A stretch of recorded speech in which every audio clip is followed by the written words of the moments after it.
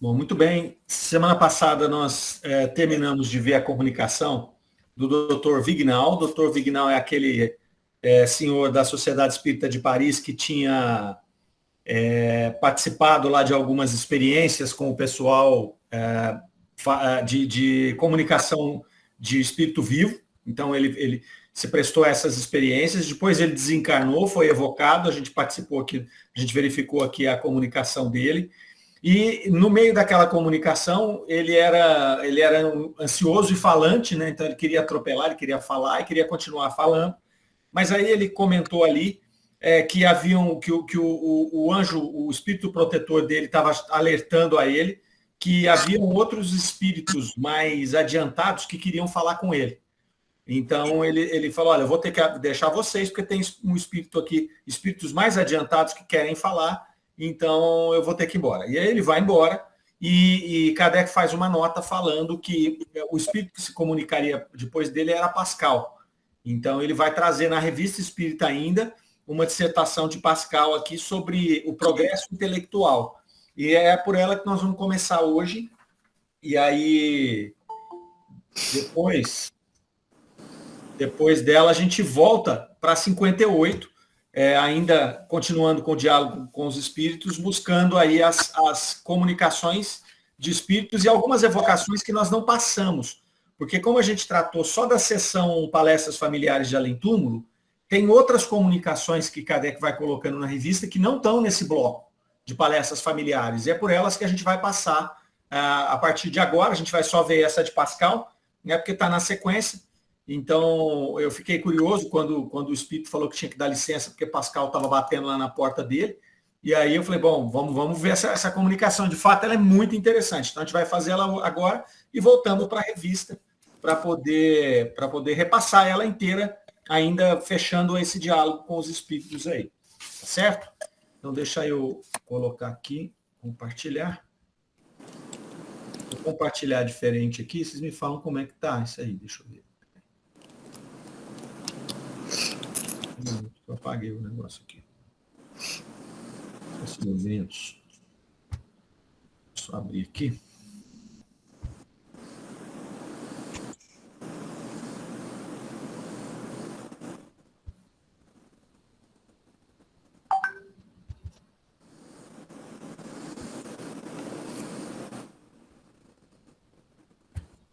Agora vai.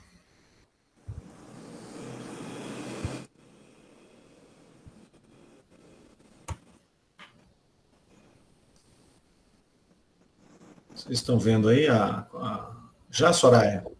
Sim. Uhum. Mário, eu ia pedir para aumentar um pouquinho, se puder. Está aumentando? Aumentou? Tá ótimo, tá ótimo. Obrigada, Mário. Nada, pode começar. Vamos lá. Progresso intelectual. Sociedade de Paris, 31 de março de 1865, médium, senhor Desliens.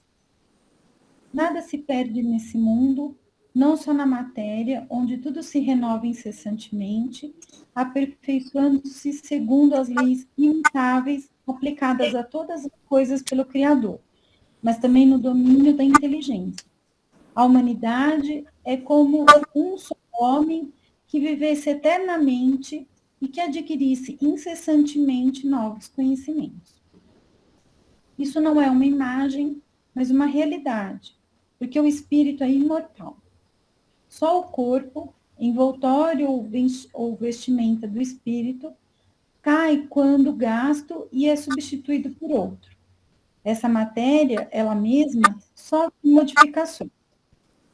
À medida que o espírito se depura, ele adquire novas riquezas e merece, se assim me posso exprimir, uma vestimenta mais luxuosa, mais agradável, mais cômoda, para empregar vossa linguagem terrena.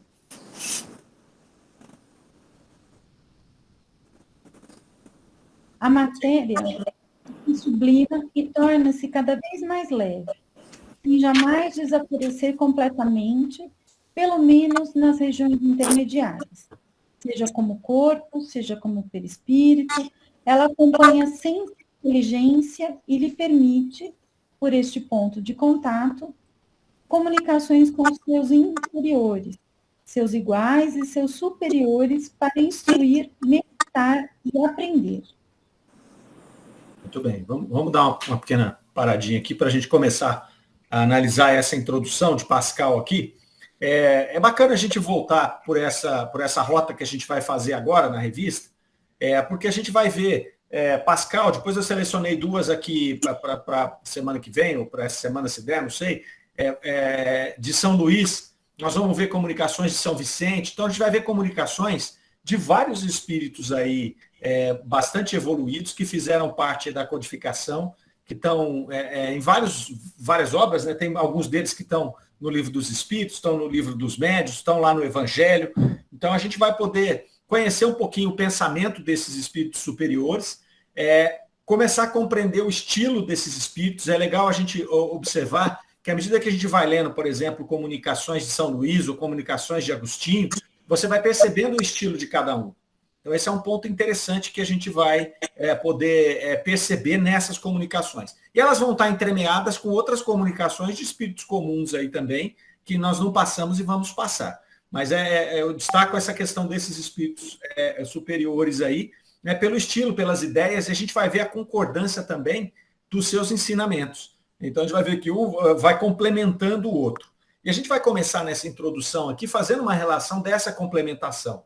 Então, aqui ele começa falando, nesse artigo que chama Progresso Intelectual, ele vai começar a falar dessa renovação, né, que tudo se renova, né, que nada se perde nesse mundo. Então, não só na matéria, mas na própria inteligência você vai se renovando. Né? É como se você estivesse usando alguma coisa como alicerce para outra. Né? Você vai construindo, então você vai fazendo você vai fazendo esse alicerce, vai fazendo essa base, então todos os conhecimentos, todas as transformações vão servindo de plataforma para a evolução, né? Para a gente ir colocando. Ele vai colocar aqui onde tudo se renova, né? Tudo vai aperfeiçoando segundo leis imutáveis. E me chamou a atenção aqui uma frase, que é assim: a humanidade é como um só homem que vivesse eternamente. Essa frase é bem interessante. Ele vai tratar a humanidade como um corpo, como se ela fosse um indivíduo. E aí não tem jeito. Né? Ele vai complementando aqui, né? A humanidade é como um só homem que vivesse eternamente e que adquirisse incessantemente novos conhecimentos. Olha que legal. Então a gente tem a evolução nossa, indivíduo por indivíduo, e nós temos a evolução humana, a evolução de todo o conjunto que se chama humanidade e que vai evoluindo junto aqui.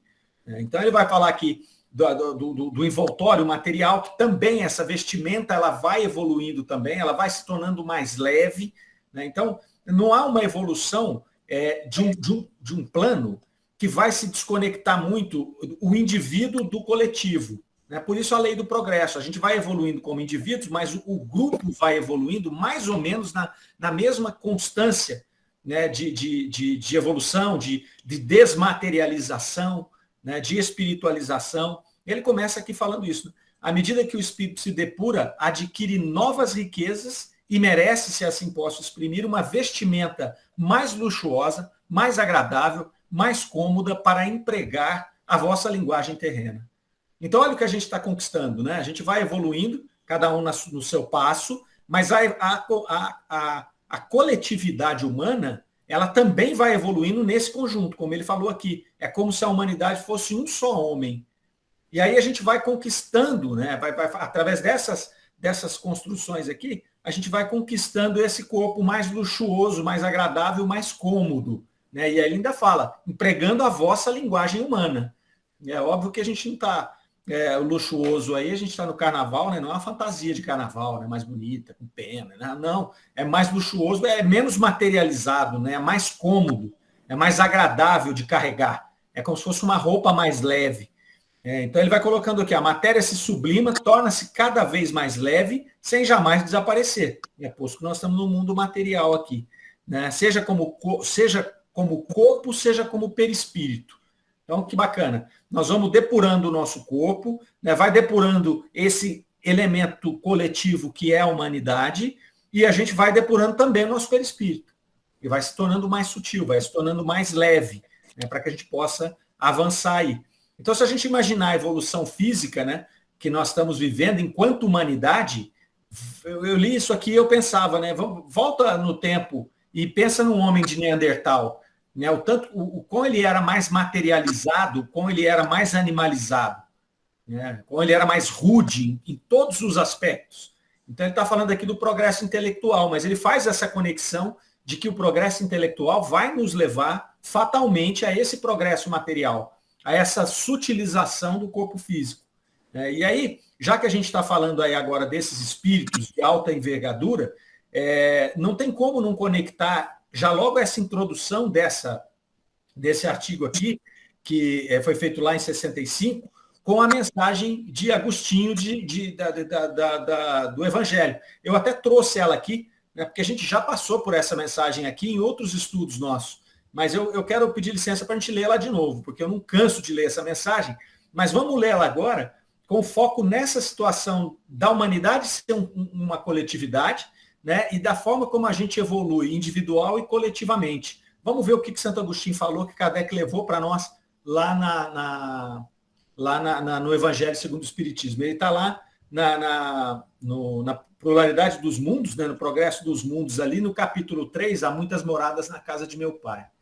Vamos dar uma repassada por ele aqui, no artigo Progressão, no artigo não, né, no Progressão dos Mundos lá, do Evangelho. Pode ler para nós? Oi. Mário, antes da Soraya começar a ler, a Alcione está com o microfone ligado e está dando microfonia. Legal. Como é que eu faço? Eu estou meio perdida aqui. Deixa eu ver se eu consigo desligar isso aqui. Pera lá. Eu não sei como é que eu faço aqui. Eu estou meio perdidona. Porque eu nunca lidei com... Você pode desligar para ela, Mário. Eu vou desligar para você. Desliga, se você for fazer alguma intervenção, viu, Alcione? É só você ligar ele aí. Você pode falar o que você quiser. Você interrompe a gente aí. Desliga aí. Você não precisa ficar presa, não, viu, Alcione? Não.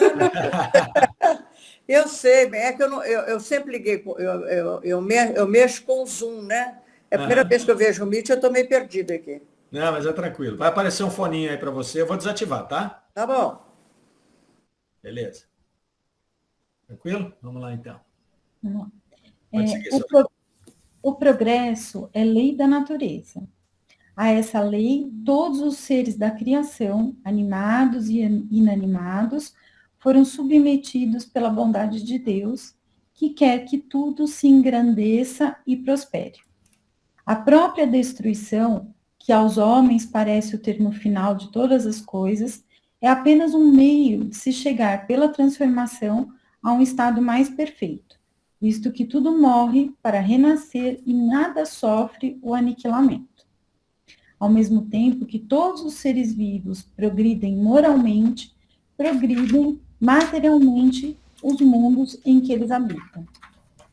Quem pudesse acompanhar o mundo em suas diferentes fases, desde o instante em que se aglomeraram os primeiros átomos destinados a constituí-lo, vê-lo-ia a percorrer uma escala incessantemente progressiva, mas de degraus imperceptíveis para cada geração, e a oferecer precisa subir um pouquinho, aos seus habitantes, uma morada cada vez mais agradável à medida que eles próprios avançam na senda do progresso.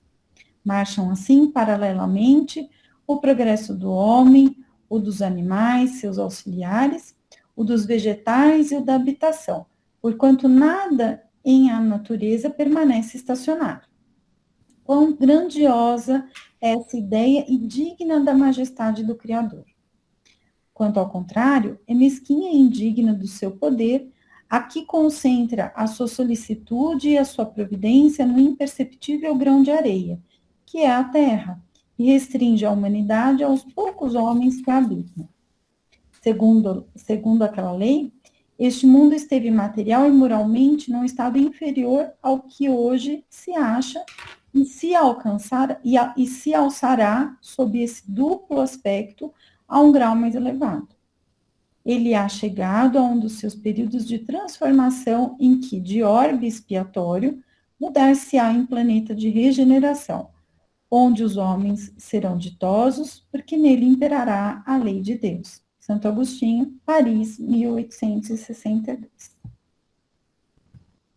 Viu que legal? Olha o tanto de referência que cruza entre essa introdução que a gente leu agora e esse texto, Progressão dos Mundos. Esse texto foi feito em 1862, esse outro em 1865. Um por Agostinho, outro por Pascal. Né? Se a gente pegar na introdução ali, ele começa falando da renovação, né? Onde tudo se renova incessantemente, diz Pascal ali. E aí, aqui o Agostinho tinha dito, né, que as coisas, que a própria destruição, ela nada mais é do que um meio de se chegar à transformação. Então começa por aí. Depois, quando ele vai falar ali da humanidade como um só homem, a gente vê Agostinho falando claramente aqui, né, que ao mesmo tempo que todos os seres vivos progridem moralmente, progridem materialmente os mundos em que habitam.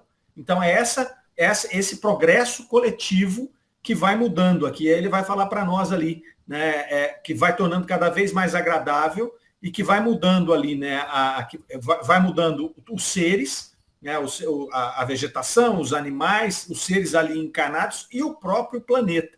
Então, ele vai chamar a atenção para a gente aqui dessa escala incessante de progresso. Quando a gente falou ali do homem de Neandertal, por exemplo, a gente está falando de um ser humano, de um grupo de seres humanos que se manifestava naquele momento. Se a gente volta no tempo, nesse mesmo tempo do Neandertal lá, nós vamos ver que os animais eram muito mais embrutecidos, né, eram maiores, eram mais violentos do que os animais que a gente convive hoje, e o próprio planeta, né? Então, nós tínhamos ali intempéries terríveis. A gente tinha tempestade, chuva, furacão, vulcão, maremoto, uma série de coisas que foram modificando a estrutura do planeta. Hoje a gente já não vê isso mais. A gente vê isso esporadicamente. Mas se a gente volta no tempo, vai ver que esses cataclismas, essas coisas todas, eram muito mais poderosas e muito mais comuns do que é hoje. Então, essa evolução contínua dos seres, né, e do planeta é muito interessante, traz esse paralelo aqui, que vai mostrando essa sutilização, né, dos nossos corpos. Aí fatalmente aqui quem vai falar vai ser o Pascal, da sutilização do próprio perispírito, né, que vai se ligar a corpos mais sutis, e o próprio planeta também mais tranquilo. E ele vai dizer lá, paralelamente evolui, né, o progresso do homem, dos animais, seus auxiliares, dos vegetais, e da habitação.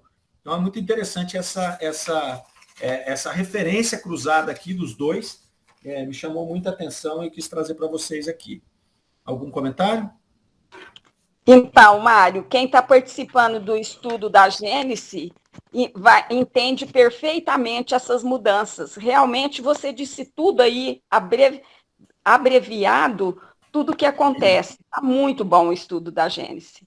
E já passou por tudo isso, animais grandes e tal, e, né, árvores enormes, e aí foi modificando e chegou onde está. Maravilha, maravilha. Mais alguém? Então, vamos seguindo aqui. Agora nós retomamos aqui para o progresso intelectual de Pascal, depois de feita essa ressalva aí. Vamos lá, Soraya. Dissemos que nada se perde na natureza. Acrescentamos que nada é inútil. Tudo, até as mais perigosas criaturas e os mais sutis venenos, têm a sua razão de ser. Quantas coisas que tinham sido julgadas inúteis ou prejudiciais e cujas vantagens foram reconhecidas mais tarde. Assim, umas há que não compreendeis. Sem tratar a questão a fundo, apenas direi que as coisas nocivas vos obrigam à atenção e à vigilância, que exercitam a inteligência, ao passo que, se o homem nada tivesse a temer, abandonar-se-ia à preguiça em juízo de seu desenvolvimento. Se a necessidade é a mãe da indústria, a indústria também é filha da inteligência. Sem dúvida, Deus, como objetam alguns, poderia ter-vos poupado provações e dificuldades que vos parecem supérfluas. Mas, se os obstáculos vos são opostos, é para despertar em vós os recursos adormecidos. É para dar impulso aos tesouros da inteligência que ficariam enterrados no vosso cérebro se uma necessidade, um perigo a evitar, não viessem forçar-vos a velar por vossa conservação. Que trecho interessante, né? Ele começa lá falando que nada se perde, tudo se renova, E aqui ele vai mostrar, assim como o Agostinho falou lá na mensagem anterior que nós vimos, né, que a própria lei da destruição ela faz parte é um agente do progresso, ele também vai falar a mesma coisa aqui agora. Né? Então ele vai falar que nada é inútil e que aquelas coisas que a gente imaginou serem coisas nocivas, coisas ruins, elas na verdade são esses meios que vão atrair a nossa atenção e a nossa vigilância para que a gente possa abandonar a preguiça, né, e avançar rumo à nossa evolução aqui. Né? Então, depois ele faz até uma provocação aqui na segunda parte desse trecho, que ele vai falar, né, se Deus, como objetam alguns, poderia ter-vos poupado das provações que vos parecem supérfluas, mas é porque esses obstáculos são postos justamente para mover, né, o ser em busca da sua... Da inteligência, em busca da forma de fazer diferente, e isso que vai propiciar a nossa evolução. Eu me lembrei aqui, quando eu estava lendo esse trecho, de uma frase que eu li há muito tempo em um dos livros do professor Hermógenes, não sei se é Yoga e a Paz, um dos livros dele, que ele vai dizer que se eu fosse planta, eu desejaria um ambiente propício que me fizesse crescer. Mas como eu sou um homem, eu prefiro um ambiente adverso que me desafie a crescer. Né? Então, é muito interessante, porque as plantas, os animais que se apegam apenas ao instinto, o que eles vão fazer? Eles querem um meio favorável. Né? Eles precisam de um meio favorável porque eles estão exercendo naquele momento somente as coisas instintivas. Né? Eles estão exercendo ali naquele momento a atração e retração, está começando a trabalhar lá no vegetal já o contato com o mundo exterior. Depois, quando vai para o animal, ele já tem o contato com o outro ser, tem sexualidade, tem proteção da prole, tem uma série de coisas que ele já vai adquirindo. Mas ainda nesses meios, o importante é que ele tenha um ambiente favorável para ele exercitar essas habilidades e ele poder ir evoluindo com esse exercício. A partir do momento em que a gente entra no campo hominal, isso já não serve mais para nós. Não é? Se a gente fica aqui buscando ambientes favoráveis, a gente estaciona, a gente fica parado no tempo. Né? Então, quer dizer, se nós tivéssemos um ambiente favorável, que não tivesse desafio nenhum, a gente estaria em cima de árvore até hoje. Né? O ser humano não teria ido buscar. Ele vai buscar a sua evolução a partir dos obstáculos que ele tem. Então, é o que ele diz aqui, né? Como homem, o Hermógenes, como homem, eu prefiro um meio adverso, né? Que me desafia a crescer. É o que Pascal vem falar para a gente aqui. Né? Para a gente despertar os recursos da inteligência, você precisa desses obstáculos. É por isso que a gente está aqui, né, nesse mundo carregado de obstáculos. E à medida em que a gente vai... Quando nós vamos nos desenvolvendo, esses obstáculos não precisam ser mais tão materiais. Então, é o que Agostinho falou para nós agora há pouco ali. Vai desenvolvendo, né, o planeta, os seres que nele habitam, né, então vai se sutilizando tudo. Quando nós chegarmos lá no mundo de regeneração, que a gente já tiver rompido essa passagem que a gente está, nós não vamos ter mais a necessidade dessas expiações e dessas provas tão materiais e tão dolorosas. Tanto é que nos planos mais evoluídos, a tendência é termos vidas mais longas e com menos sofrimentos. Né, com menos tribulações, porque nós já não precisamos mais dessas provações e dessas expiações tão materializadas. Então, achei bem interessante aqui esse segundo trecho aqui. Algum comentário? Mário. Pois não. Eu estava aqui refletindo, né, tentando pensar, a natureza, ela traz muitos exemplos disso, né, interessantes. Eu aprendi um dia que as plantas do cerrado, por exemplo, elas sofrem com a falta de água, sol intenso, então elas têm um ambiente hostil ali, né? Um ambiente adverso.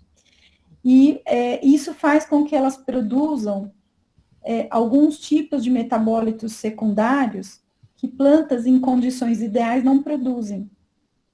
E esses metabólitos secundários que elas produzem, essas substâncias aí, elas são biomoléculas importantes para o desenvolvimento de medicamentos. Uhum. Então, quando a gente pensa em termos de riqueza, né, a gente às vezes pensa muito no bioma lá da Amazônia, mas o nosso cerrado, né, que muitas vezes a gente não pensa, que sofre tanto com essas condições adversas, ele é a grande riqueza. E é uma escola da natureza, né? Mostrando que como que as condições adversas fazem, mesmo que uma planta, né? Não é um indivíduo, é uma planta, mas mesmo nessas condições, a natureza ensina a gente que ela é capaz de produzir algo que outras plantas em condições ideais não produziriam. E eu achei, assim, fantástico pensar nisso tudo e pensar, a natureza, ela traz exemplos disso para a gente, né? Para despertar o nosso olhar para isso, né? E aí eu quis compartilhar com vocês isso. Que legal. Será que nós, na nossa caminhada evolutiva, lá enquanto princípios espirituais ainda, a gente acabou passando por esses vários movimentos, né? Ainda, vamos pensar lá no vegetal, né? Será que a gente passou por plantas que tinham essa condição ambiental mais favorável, né? Que só existiam ali, e depois, de repente, a gente, né? Como é que chama quando uma planta morre? Desimplantou, porque a gente é desencarnado, né? Mas, enfim, a planta morreu e ela vai ter uma experiência, esse princípio espiritual, talvez numa outra planta mais sofisticada, com essa situação de ter que enfrentar essa adversidade e exercer um novo potencial seu evolutivo, que é criar esses materiais aí que, né, não sei como é que você chamou aí, como é que você chamou? Eles chamam de metabólitos secundários, que são biomoléculas. Isso. Elas são uma riqueza da natureza para o desenvolvimento de medicamentos para a gente. Então, será que a gente não ficou transitando entre essas plantas para aprender a criar essas biomoléculas, para estar preparado para o próximo salto, que seria já um animal de alguma forma, que já teria outros desafios para poder continuar o seu processo? Né? É muito complexo e muito lindo, né? Ver esse encadeamento, né, das coisas dentro da natureza ali, e a gente imaginar na nossa evolução lá, desde esse princípio espiritual, sem essa consciência de nós mesmos ainda, mas trafegando entre esses ambientes e gerando essas condições aí a partir sempre das dificuldades, né? Sempre dos obstáculos. A gente sempre vai driblar um obstáculo para poder fazer o processo evolutivo, né? Porque se não fosse isso, dificilmente você vai evoluir. E se a gente tiver todo o conforto do mundo, a tranquilidade, poucos vão ser aqueles que vão tentar evoluir, que vão buscar alguma coisa diferente. A maioria vai se acomodar e vai perder tempo, né, nesse processo, nessa escalada. Muito legal isso. A Lucélia está fazendo um comentário ali, vamos ver. Ó. O livro de H.G. Wells, A Máquina do Tempo, mostra que num futuro muito distante a humanidade estava em extinção por conta de terem perdido os obstáculos e desafios. Olha que interessante. Né? E isso é uma coisa que faz a gente pensar mesmo, né, Lucélia? E pessoal, faz a gente pensar. Se você não tiver desafio mais, se você não tiver esses obstáculos, de fato a gente tem uma tendência de fazer bobagem quando a gente tem facilidade demais. Né? Tem uma frase, eu estou cheio de frase, que fala que tempos difíceis fazem homens fortes, né? Tempos fáceis fazem homens fracos, e tempos difíceis fazem homens fortes. E aí ele fica no círculo. Né? Então, acontece mesmo. Quando a gente tem muita facilidade, tudo, você cria uma geração fraca, uma geração que não precisa se esforçar para fazer as coisas. E ela, por si, por essa fraqueza, ela gera um tempo difícil, que vai fazer com que surjam homens fortes, pessoas fortes, né? Uma população forte, que encara as adversidades. E aí é um ciclo, né? Porque a gente passa por aquilo ali, a gente se acomoda, enfraquece, vem dificuldade, aí o espírito vai, evolui mais um pouco, e ele fica nesse ciclo aí. Né? E a gente ainda tem que enfrentar coisas como a gente está vendo hoje, coisas que a gente não imaginaria que ia ver mais, né? A gente não estava mais preparado para ver guerra, né? Estava acostumado com aquelas guerras mais localizadas ali, em locais que são sempre belicosos, e a gente está vendo uma guerra que tem potencial para se transformar numa coisa grande, fica todo mundo estarrecido, né? Fala, pô, nós não rompemos isso ainda? Né? O que nós estamos esperando? Fazer uma lambança grande para poder dar o próximo salto evolutivo? Mas o ser humano é complicado, né? A gente vai se arrastando aí para poder evoluir. Então, a peste somente nos livros de história. A gente acabou vivendo uma peste de novo, né? E é interessante que a gente acaba vivendo uma pandemia e agora volta na guerra, né? No passado tivemos uma guerra, tivemos uma pandemia e depois tivemos outra guerra, né? A Segunda Guerra. Então, vamos ver se a gente aprende e pelo menos encurta as coisas, né? Pelo menos encurta as coisas aí. Vamos continuar aqui, meus amigos. A gente ver o Acho que a finalzinho. Alcione quer falar. Ah, peraí, Alcione, deixa eu voltar aqui. espera aí, Alcione, seu microfone está desligado. Vê se você Mas consegue. assim, você está vendo o microfoninho aí? Clica nele que abre. Você está no Coitada, celular? agora ela vai ficar presa. O pior é que a gente não consegue abrir. Mário, Consegue só não você fechar. consegue, Mário. Eu não consigo abrir. Eu Não só consigo consegue? fechar. Ah, Só fecha, Soraya. Ô, Alcione, mas não é difícil, não. Olha aí, tem um microfoninho que está cortado. Aí você clica nele que ele abre. Não está conseguindo? ela se você- tem um computador ou celular? Você está no celular ou no... Não tem jeito de saber. Coitado. Aí, você apertou a câmera, é o do lado. Deve ter um do lado aí que é o microfoninho. É isso. É porque é a primeira vez que ela está usando o Meet. Mário, e se ela sair e entrar de novo? Ô Alcione, sai da sala, verdade. sai da sala e volta. Aí, sai da sala e volta. Que aí você volta com o microfone aberto. A gente não está te ouvindo.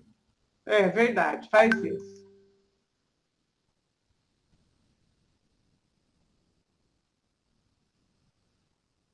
Aqui, ó, pera lá. Opa, aí sim, aí. Abriu.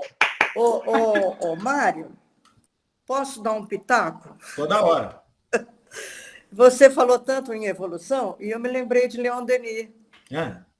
porque ele procura sintetizar o processo evolutivo, que é o espírito, ele evoluindo a matéria e se exteriorizando na matéria, né?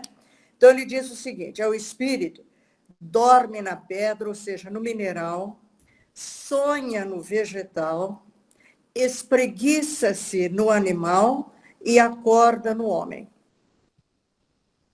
Acho que vocês conhecem isso, né? Sim.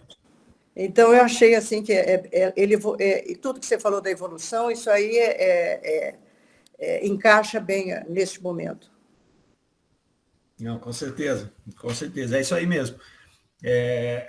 E é interessante pensar nessa trajetória, né, do princípio espiritual. E a gente está ainda muito próximos, né, da parte instintiva nossa. Muito. A gente imagina que não, nós já estamos evoluídos, mas quando você compara, quando você vê os próprios espíritos se posicionando, os mais evoluídos, a gente vê que a gente ainda carrega essa parte instintiva muito grande, né? Tanto é que a gente estava comentando há pouco sobre questões de guerra nessa altura do campeonato, não era para ter mais, né? Não era para ter mais, é uma coisa instintiva, resolver as coisas na base da força, na base da invasão, da destruição do outro ser humano, da destruição do habitat do outro ser humano, enfim. Mas é assim mesmo. Mas é o ponto que nós estamos, né? É o ponto que nós estamos. E não tem jeito de fazer essa trajetória sem passar por esses obstáculos aí. Ok? Vamos lá. Se quiser falar alguma coisa, pode abrir o microfone e falar, meninos. Nós estamos aqui, ó. Vai lá. O instinto nasce, a inteligência o segue. As ideias se encadeiam e está inventado o raciocínio. Se eu raciocino, eu julgo, bem ou mal, é verdade. Mas é raciocinando errado que se aprende a reconhecer a verdade. Quando se é enganado várias vezes, acaba se acertando. E essa verdade, essa inteligência, obtidas com tanto trabalho, adquirem um preço infinito e vos fazem considerar a sua posse como um bem inestimável. Temeis ver perdidas as descobertas que fizestes. Que fazeis, então? Instruís vossos filhos, vossos amigos, desenvolveis sua inteligência a fim de nela semear e ali fazer frutificar o que adquiristes a preço de vossos suores intelectuais. É assim que tudo se encadeia, que o progresso é uma lei natural e que os conhecimentos humanos, desenvolvidos pouco a pouco, se transmitem de geração em geração. Depois disto, que vos venham dizer que tudo é matéria. Os materialistas não repelem a espiritualidade, na sua maioria, senão porque, caso contrário, ser-lhes-ia necessário mudar seu gênero de vida, atacar os seus erros, renunciar aos seus hábitos. Seria muito penoso, por isso acham mais cômodo tudo negar. Pascal. Que bacana, né? Esse fechamento que ele dá ali, né? Então ele vai falar que o instinto ele nasce, ele é seguido pela inteligência, então primeiro vem o instinto, segue-se a inteligência. A partir do momento que você começa a exercer essa inteligência, você desenvolve o raciocínio, e a partir do raciocínio você desenvolve o julgamento. E você vai usar esse julgamento, né, para bem, para o mal, e vai aprender com ele. Né? Então você vai aprendendo com ele, e esse aprendizado é que é a evolução, por isso que chamou o progresso moral, o progresso intelectual aqui, esse texto que Pascal nos trouxe. Então, a partir dessa tentativa e erro, a gente vai separando o que é bom e o que é ruim para nós, e a gente vai transferindo esses conhecimentos para as outras gerações, para a coletividade. E aí que ele vai chegar lá no começo, ele alinhava com o começo do que ele colocou lá, que o ser humano é como se ele fosse um homem só, é como se ele fosse um ser só, se desenvolvendo ali. Né? Então, ele vai fazer esse fechamento ali. Aí dá a instrução, né, para que a gente pudesse passar esses conhecimentos para as outras pessoas, porque são conhecimentos que nós adquirimos aqui através dos suores intelectuais, ele coloca. Né? Então, quer dizer, é esse trabalho da gente construir o que é bom para nós, o que é ruim, entender que as nossas más escolhas ali, elas não são frutíferas, elas nos atrapalham a coletividade, e você já ir superando, né? Como nós falamos lá no comecinho, você vai fazendo o alicerce, vai construindo isso, e você vai superando aquelas coisas passadas. Né? Então, se a gente puder dar algum exemplo aqui, a gente vai falar, por exemplo, no duelo. Né? A partir do momento que a humanidade chegou num determinado ponto, olha, é proibido isso, ninguém concebe mais você fazer um duelo. Chamar uma pessoa lá e vamos duelar aqui, vamos ver quem mata quem aqui. Isso não existe mais hoje. A gente já passou dessa fase. E a gente vai passando dessas fases todas aí através desse acúmulo de experiências de raciocínio que a gente chama de evolução. E isso vai fazendo com que, espiritualmente, a gente, ao evoluir, a gente consiga se desconectar da questão material mais bruta, e aí a gente vai construindo esse planeta de regeneração, esse mundo de regeneração, e depois lá na frente, bem lá na frente, um mundo feliz, já um mundo para espíritos superiores. Né? Então, achei muito bacana esse encadeamento que ele faz do final para o começo do texto. Comentários? Não? Então, beleza. Então, fechamos Pascal aqui, o primeiro texto. Vamos, então, voltar para 58 agora. Nós vamos lá para fevereiro de 58. Então, a gente vai para a primeira revista, lá no segundo mês. A gente tem um texto chamado A Avareza de São Luís. Então, vamos começar a fazer essa nossa viagem pelos ensinamentos desses espíritos superiores aí. Vamos lá. A irmã se for aí, Mário. Hã? A irmã se for. Exatamente. Ela está dando as caras agora, né? Exatamente. Ah, tá dando de novo, Marleninha? Recentemente ela tem psicografado uns livros aí, né? Ah, olha que legal. Eu vi alguma coisa mesmo. Ela que fez Joana Dark, né? Não foi? Ela psicografou Joana Dark, não foi? Lá na época em 59. Foi ela, não foi? Acho que não. Depois eu vou olhar, eu tenho uns livros aí, eu falo. Tá. Mas eu acho que Joana Dark não sei. Depois eu vou dar uma olhada também. Vamos lá, olha ela aí. Fevereiro de 1858. A Avareza, dissertação moral ditada por São Luís, a senhora Irmãs de Fox. Acho que eu falei certinho, né? A 6 de janeiro de 1858. Tu que possuís, escuta-me. Um dia, 2 filhos do mesmo pai receberam cada um alqueire de trigo. O mais velho fechou o seu num lugar retirado. O outro encontrou no caminho um pobre que pedia esmolas, correu para ele a despejar em seu manto a metade do trigo que recebera.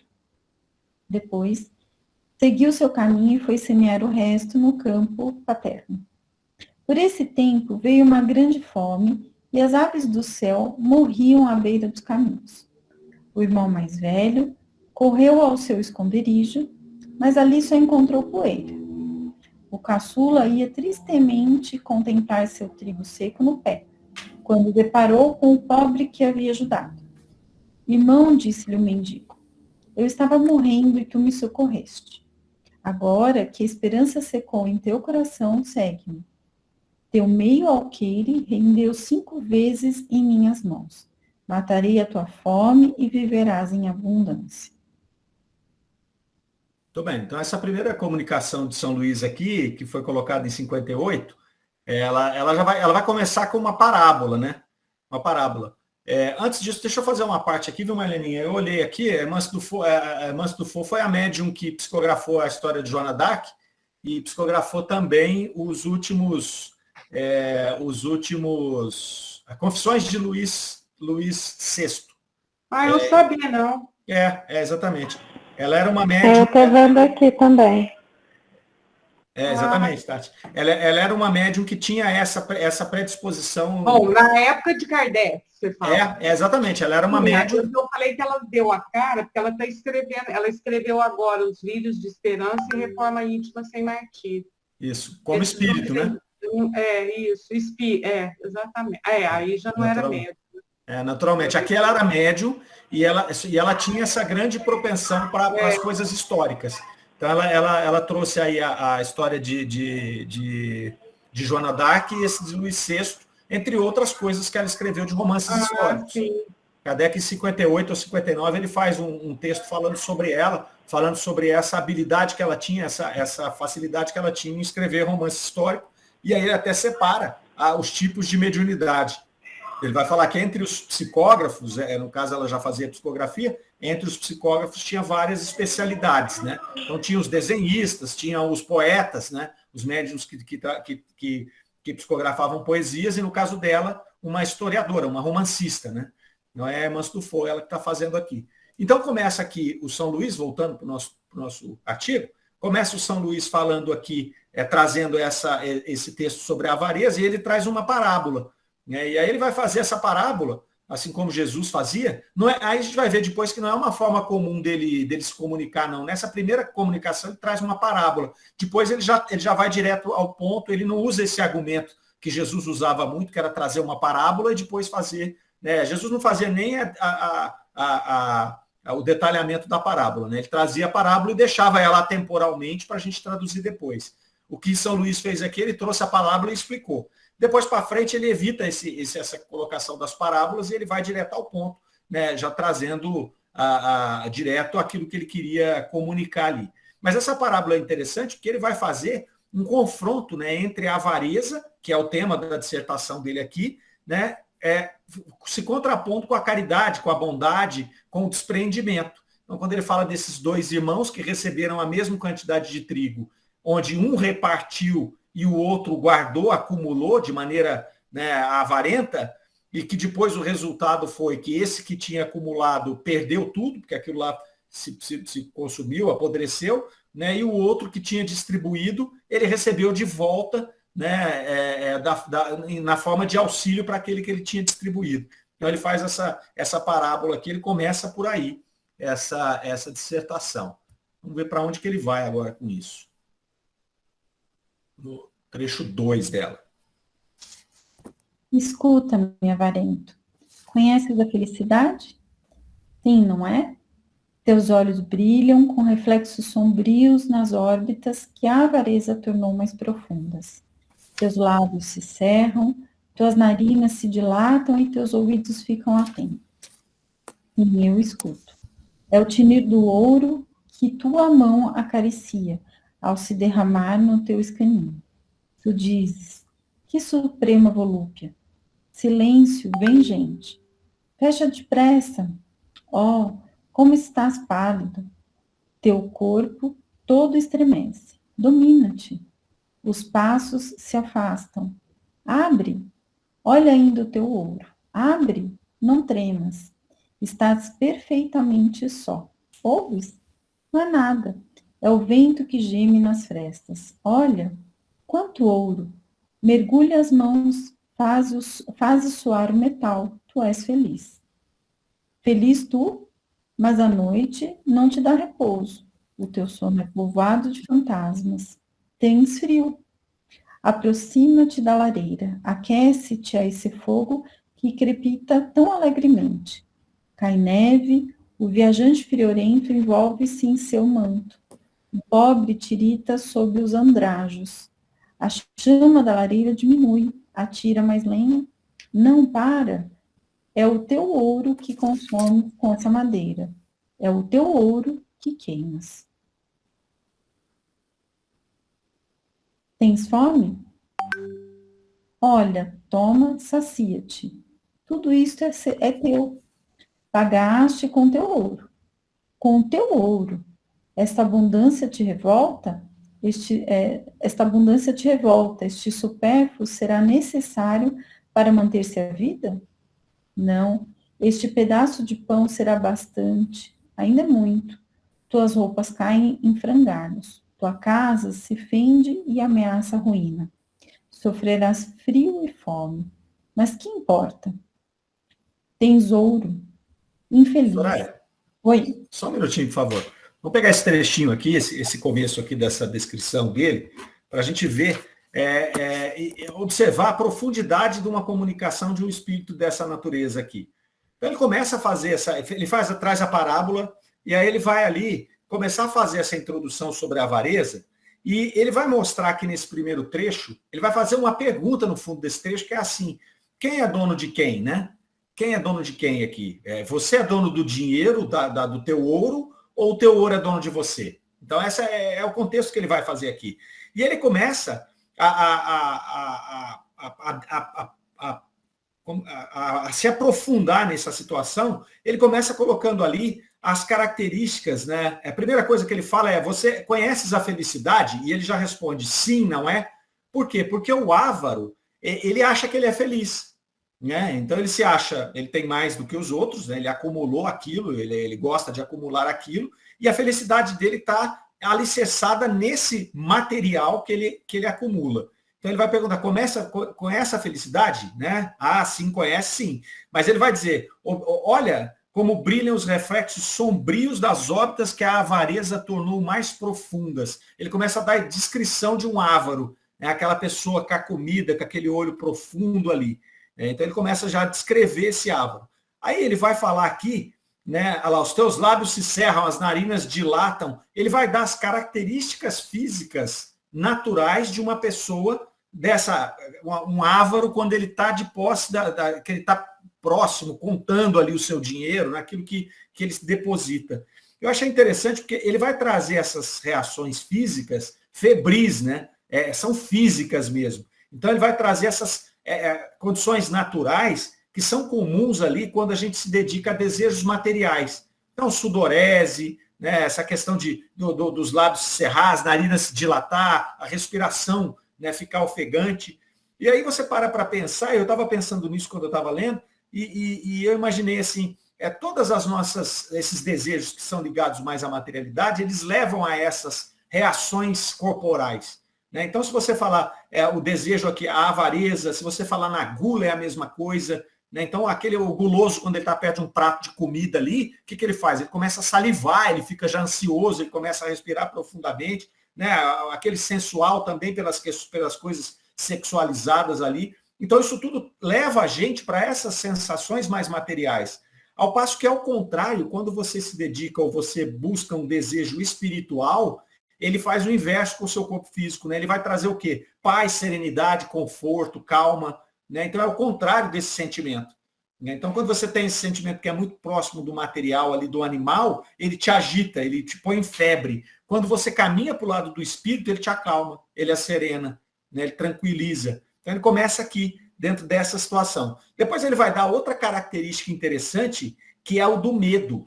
Quando ele fala ali, você ouve um barulho à noite, silêncio que vem gente, eu preciso esconder o meu ouro. Então ele demonstra outra característica do avaro, é o medo que ele tem, né, de perder aquilo que ele conquistou, aquilo pelo que ele vive. Né? Ele tem aquele medo, aquele apego ali. Aí mais para frente um pouquinho ele vai falar de outra característica, que é a inquietação. Ele vai falar: mas a noite não te dá repouso. Né? Porque ele não consegue se desconectar daquele tesouro dele.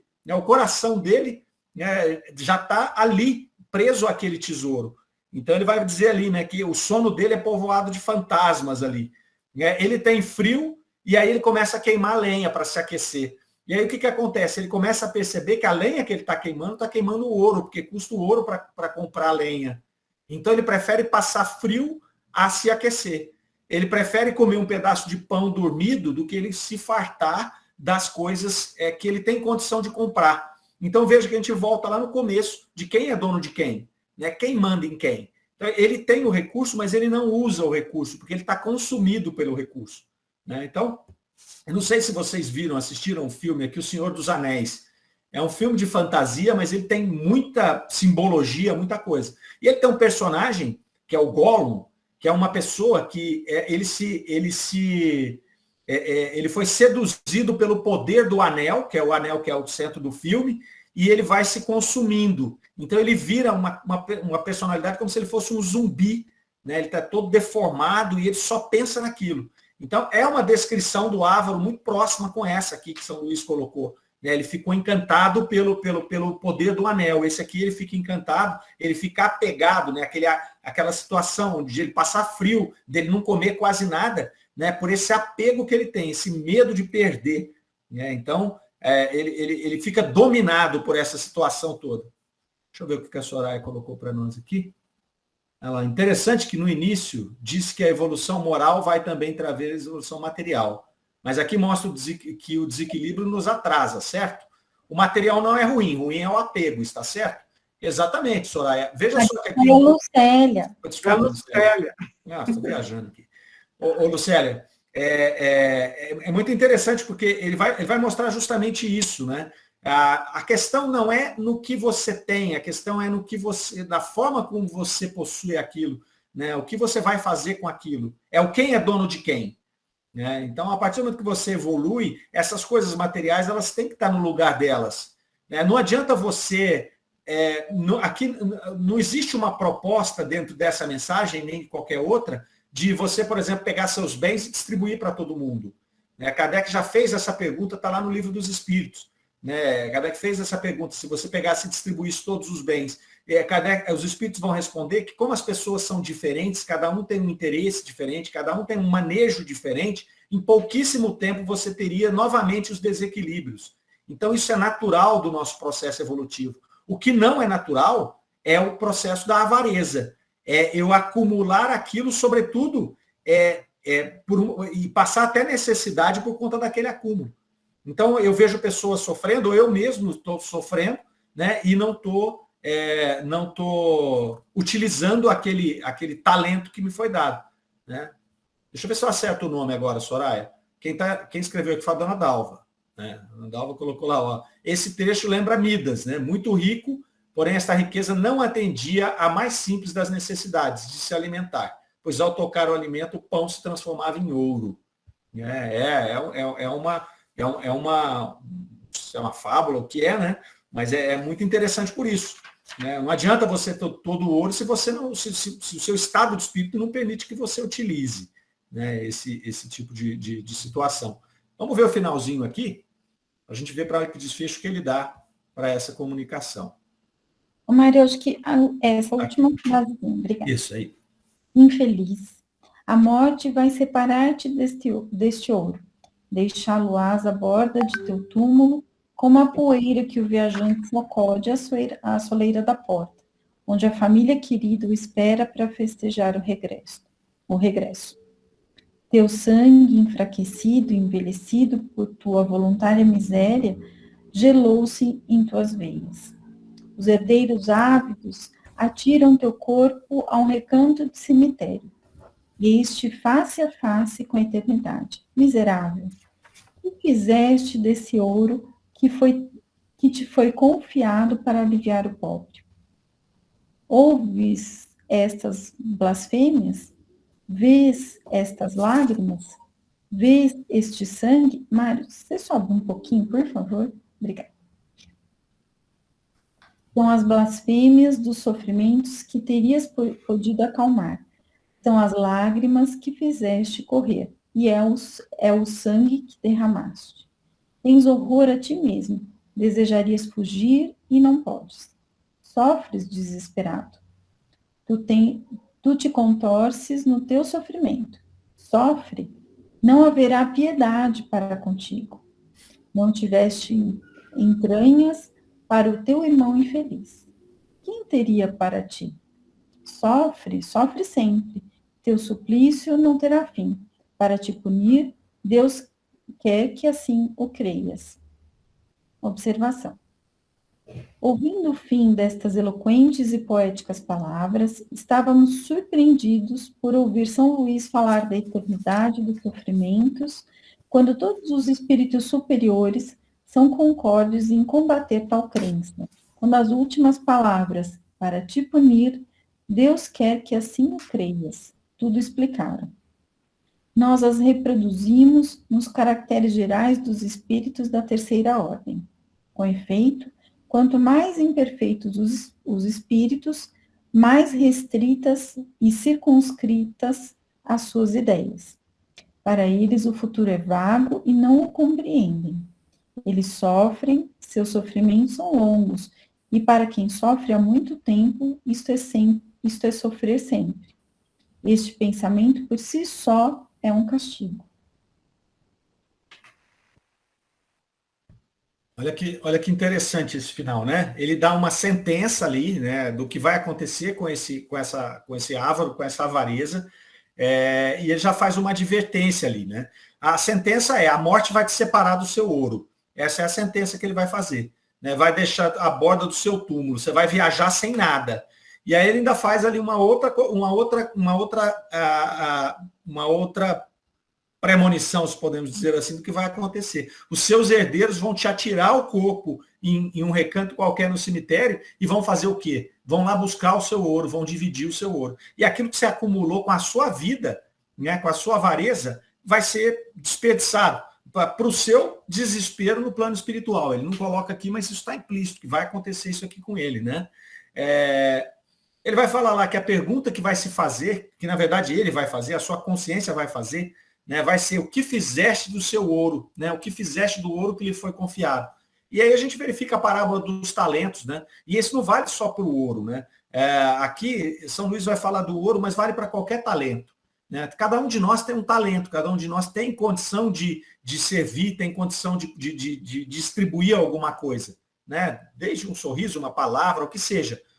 Se a gente, de uma maneira avarenta, vai guardar isso para nós, né, vai querer isso para nós, essa pergunta vai ser feita depois. Você tinha esse talento, você tinha esse dom. Né? No caso dele aqui, ele tinha o ouro. O que você fez com isso? Né? O que você fez com essa situação todas ali? Então ele vai dizer: você não pode fugir, você vai passar por uma dor moral incrível aqui. E é interessante que ele vai dizer: seu suplício não terá fim, né? E aí, para te punir, Deus quer que assim creias. E aí entra Kardec sendo Kardec depois, no final. Kardec vai dizer ali na observação que ao ouvir esse texto e ao ouvir essas últimas palavras, eles foram ficando surpreendidos com o que o Espírito estava falando. Porque o Espírito estava ali, né, trazendo ali, falando da eternidade dos sofrimentos.